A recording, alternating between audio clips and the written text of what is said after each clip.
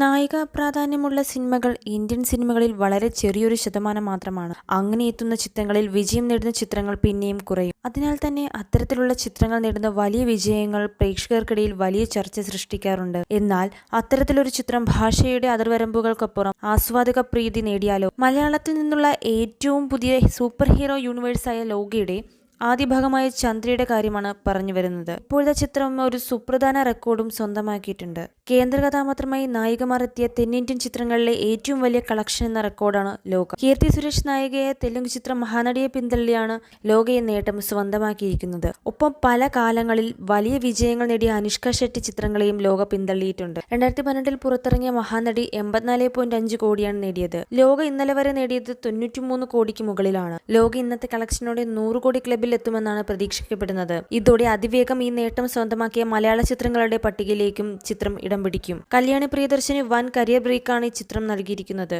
ഇതുപോലുള്ള കൂടുതൽ മൂവി അപ്ഡേറ്റുകൾക്കായി ഈ ചാനൽ മറക്കാതെ സബ്സ്ക്രൈബ് ചെയ്യൂ.